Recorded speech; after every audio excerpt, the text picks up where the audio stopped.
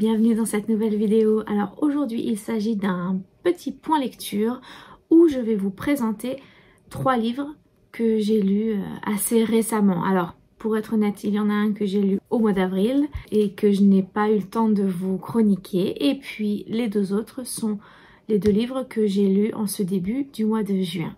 Eh bien, c'est parti! Alors, en ce qui concerne le livre que j'ai lu au mois d'avril et que je n'ai pas eu le temps de vous chroniquer, il s'agit de Royal, qui est publié chez les éditions Inceptio et qui a été écrit par Paula Alexander et EJ Canyon. Alors, je n'ai pas le livre en physique, il m'a été envoyé très gentiment par Ophélie en version e-book, donc je vous mets la couverture en incrustation. Je l'ai lu assez rapidement. Et donc, je lui ai mis la note de 3,5 sur 5. C'était une bonne lecture, mais ça n'a pas été un coup de cœur. Ça n'a pas été non plus une excellente lecture parce qu'il y avait quand même des points assez négatifs. Je ne sais pas si c'est vraiment le terme, mais en tout cas, il y a des choses pour lesquelles je n'ai pas adhéré. En tout cas, pas suffisamment pour que ça devienne un coup de cœur. Dans cette histoire, on va suivre Arthur et Aliénor. Et en fait, il s'agit d'une uchronie. Donc, il y a eu une révolution, la Révolution française, mais elle n'a pas abouti, elle n'a pas réussi. Et donc, du coup, on vit toujours à l'heure actuelle sous une monarchie. Et donc, on va suivre Arthur, qui fait partie du tiers-état, et Aliénor, qui, elle, fait partie de la noblesse. Et donc, ils vont finir par se rencontrer, ils vont avoir une histoire commune. À un moment donné, Arthur, il fait partie des prétendants qui sont choisis dans le tiers-état pour pouvoir ensuite se marier avec des jeunes femmes de conditions plutôt nobles. Et donc c'est dans ces conditions-là, dans le château de Versailles, je crois, oui, il me semble, qu'il rencontre du coup Aliénor, qui elle est une noble. Et en fait, on sait très rapidement, on sait dès le début que Aliénor fait partie un petit peu de la rébellion pour un petit peu combattre la noblesse et en tout cas essayer de faire une révolution à leur tour. Enfin voilà, c'est ce genre de contexte là. Et donc dans cette uchronie, il y a une romance, on s'en doute, entre Arthur et Aliénor. J'ai trouvé cette idée vraiment d'histoire très intéressante, mais à mon goût pas assez développée parce que il manquait un petit peu de profondeur et de détails dans la vie quotidienne des gens. On n'avait pas d'idée assez précise sur la vie dans les villages, sur la vie dans la ville. On est en 2030 je crois et on ne sait pas trop comment ils vivent, on ne sait pas trop s'il y a les mêmes technologies qu'actuellement. Enfin voilà, ça c'est un peu dommage parce que je pense que ça aurait été très intéressant d'approfondir un petit peu ce point. Par contre, ce que j'ai beaucoup apprécié, c'est alors l'alternance de chapitres. Moi, j'aime beaucoup ça, le fait qu'on ait des points de vue différents. Ça me plaît énormément. Et en plus, les chapitres étaient vraiment très courts. Donc ça, c'était vraiment bien. Parce que du coup, on passe d'un personnage à l'autre très vite et on a l'impression d'avancer rapidement dans l'histoire. J'aime beaucoup plus ce genre de structure dans un roman que d'avoir des chapitres qui soient assez longs. Même ne serait-ce que par exemple quand je suis dans les transports en commun et que j'arrive à mon travail ou que je rentre chez moi et que il me reste 20 pages à lire dans un chapitre, c'est perturbant pour moi. Enfin, je préfère terminer un chapitre. Bref, des petits tocs de lecteur. La plume était très agréable à lire, il n'y a pas de difficulté particulière. Après, j'ai pas ressenti forcément énormément d'émotions dans cette histoire. J'ai été un petit peu déçue par ce point-là. Autre chose, je n'ai pas aimé le couple en fait que formaient Arthur et Aliénor. J'ai pas trouvé d'alchimie entre eux. Je sais pas, je n'ai rien ressenti avec eux alors que bizarrement, j'ai beaucoup apprécié Arthur tout seul et j'ai beaucoup apprécié Aliénor toute seule. Mais ensemble, pour moi, il y avait rien d'intéressant en fait entre eux deux. Et il n'y avait pas de sentiment réel. Enfin voilà, je n'ai pas du tout été emportée par leur histoire d'amour. Par contre, ce que j'ai beaucoup apprécié, c'est que j'ai trouvé qu'Arthur avait une très belle évolution dans cette histoire. Et j'ai beaucoup apprécié aussi d'en apprendre plus sur l'histoire familiale d'Aliénor, que j'ai trouvé très surprenante et très intéressante. Alors, en ce qui concerne la citation pour ce roman, il s'agit d'Aliénor qui parle, qui a des pensées dans ses chapitres. Et donc à un moment donné, elle dit « La fatigue des nuits de cavale se lit sur mon visage, mais mon ambition de changer le monde, elle, fait rage dans mon être. Elle anime chacun de mes gestes et de mes pensées. » Alors, on va passer à la suite. En ce début de mois de juin, j'ai lu le tome 2 de l'Atelier des sorciers, qui est publié aux éditions Pika et qui est écrit et dessiné par Kamome Shirahama. On suit toujours Coco dans la suite de ses aventures, de son apprentissage pour devenir une sorcière.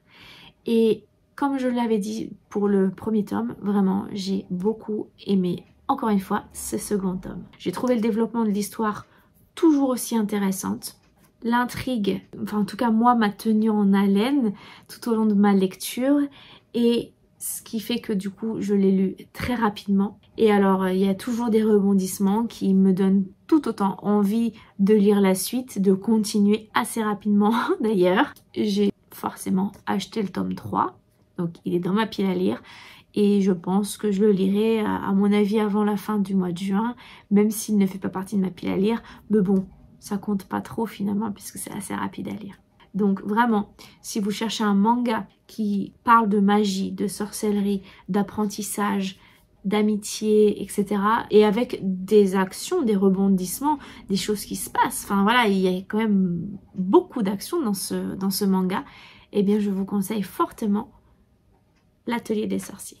Et pour terminer cette vidéo qui va être assez rapide, j'ai enfin terminé une duologie que j'avais commencé le mois dernier, et donc il s'agit de La Carte des Confins, le tome 2, écrit par Marie Replin et publié chez PKJ. Ça a été quasiment un coup de cœur. Je lui ai mis, comme pour le premier tome, 4,5 sur 5. J'ai vraiment énormément adoré. J'ai eu un petit peu de mal, je dois avouer, avec le début, la première partie. Je le lisais, mais j'arrivais facilement à m'en détacher. Donc du coup, le premier tiers, je l'ai lu en plusieurs jours, mais par contre, la fin, en quasiment une journée, je l'avais terminé parce que vraiment, je n'arrivais plus à m'en détacher. Et j'avais vraiment envie de connaître la fin. La plume est toujours aussi agréable à lire, est toujours fluide, vraiment très belle, je trouve, simple mais belle. Il n'y a pas de fioritures inutiles, il n'y a pas de grandes phrases grandiloquentes pour faire, je sais pas, littéraire ou je ne sais quoi. Mais moi, c'est ça qui me plaît, c'est ce genre de roman. Et donc, j'ai eu un immense plaisir de retrouver Kali, Blake et compagnie et tous leurs acolytes. Comme je vous le disais, la première partie était pour moi un tout petit peu longue, mais ça a été contrebalancé par la seconde moitié de ce roman que j'ai trouvé très haletante, très surprenante, extrêmement addictive. À un moment donné, il y a une partie qui se passe dans les confins, ils atteignent enfin les confins, et cette partie-là où ils ont plusieurs épreuves à surmonter, et je l'ai trouvée très intéressante et très palpitante. J'étais stressée pour eux, même si je me doutais de la fin, mais j'étais stressée pour eux, j'avais vraiment envie qu'ils réussissent. La fin reste tout de même assez prévisible, mais ça n'a absolument pas enlevé mon plaisir de le lire. Donc pour moi c'est une réussite, cette duologie. Je pensais vraiment pas l'apprécier, et bah c'est quasiment pour les deux un coup de cœur. Donc vraiment je suis très heureuse d'avoir sauté le pas. Vraiment, parce que sinon je pense que je serais passée à côté. J'ai été également assez triste parce qu'il y a certains personnages qui meurent, donc du coup je ne vais pas vous donner leur nom.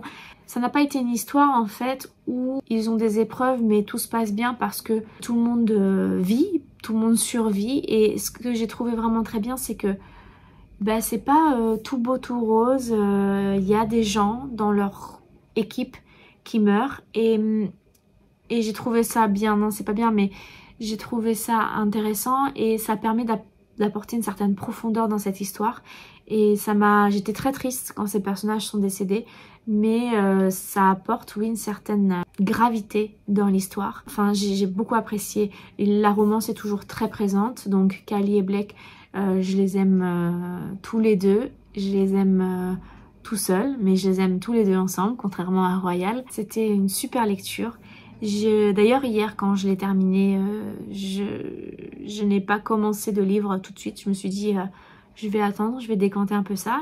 Alors en ce qui concerne la citation pour ce roman, il s'agit de Callie qui dit à Blake: même si c'est douloureux, ressentir les choses, c'est ce qui nous rend humains.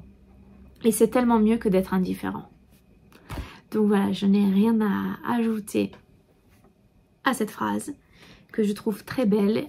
Je vous conseille de lire cette duologie qui est vraiment super, qui fait passer un très bon moment. Et alors par contre, effectivement, il faut aimer les romances parce que elle est très présente. Moi, ça m'a beaucoup plu.